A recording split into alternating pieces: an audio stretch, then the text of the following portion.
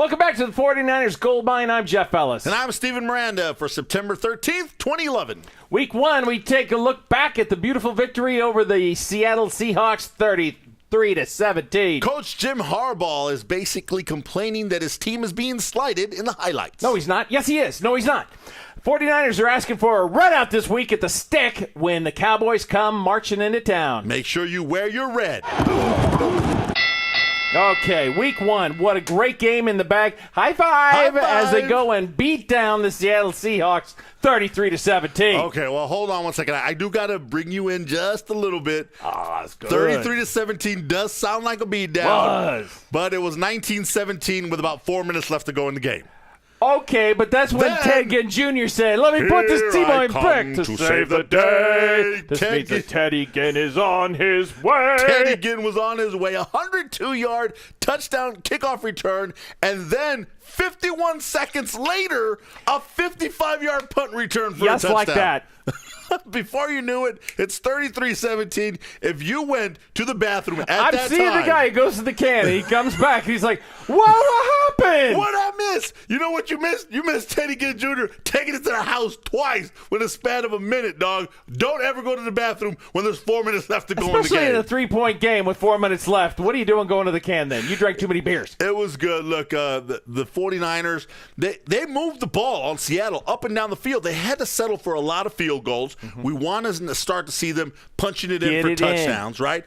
They had to settle for a lot of field goals early, and then when they needed it, they found a playmaker to make plays in the special teams. And you know what? That's why we say you need all three phases of the defense held Seattle in check. They did give up a 55-yard touchdown pass from Tavares Jackson to Doug Baldwin, but for the most part, defense was great. Offense moved the ball. We just need to get more touchdowns. And special teams, well, they took care of business. And the game was great. And so Coach Harbaugh goes home, has a good night's sleep, wakes up the next day, starts going through the channel surfing thing and looking at the highlights and going, hey, how come my team doesn't never show up on the highlights? And he has a press conference, and he lets that be known that he feels like they're getting a little slighted. He did a little complain ignored. a little bit. But you know what?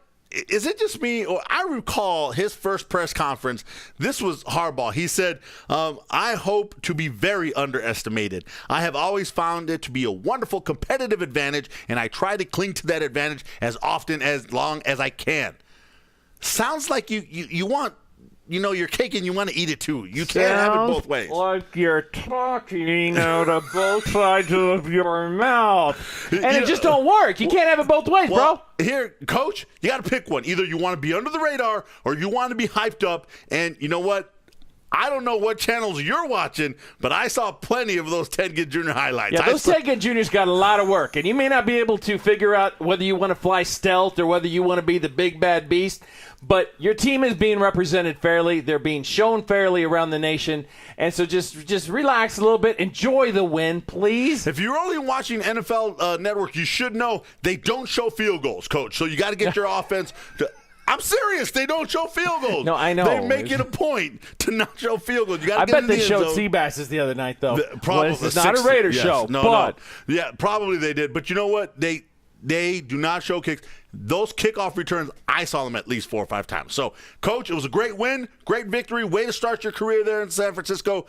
Let's move on, Jeffrey. Speaking of moving on, the 49ers are asking everybody who shows up at the stick this weekend to wear all red, paint your skin red, and represent because the Dallas Cowboys are coming to town, and they're going to be remembering the catch on the 30th anniversary. 30th anniversary from Dwight Clark's fantastic catch over the Dallas Cowboys in the end zone. Literally over the Dallas Cowboys. And the 1981 Super Bowl team there, the San Francisco 49ers. And to celebrate, they're asking for a red out. Wear your red. They want the stick to be a sea of red. And we're going to be there. And so in the press box, though, so I went and I had a special order of red suit, Steven. Okay. And I was told that a man named S. Claus had the red suit, so I'm going to have to wear my olive green, unfortunately. There you go, Mr. Claus. But we are going to be keeping our eyes in the stands to see if you guys are doing your job at the game. We will be there. We will make sure that there is plenty of red. We're actually going to be walking around and talking to some people before the game, and I can't wait for this game. If you see us, say hi and hand me a beer. You don't drink. I can't wait for this game, Jeffrey. I'm a little nervous for the San Francisco 49ers because here come the Dallas Cowboys angry. A little chippy on their shoulder. Just what happened in New York. They're not going to be in a very good mood.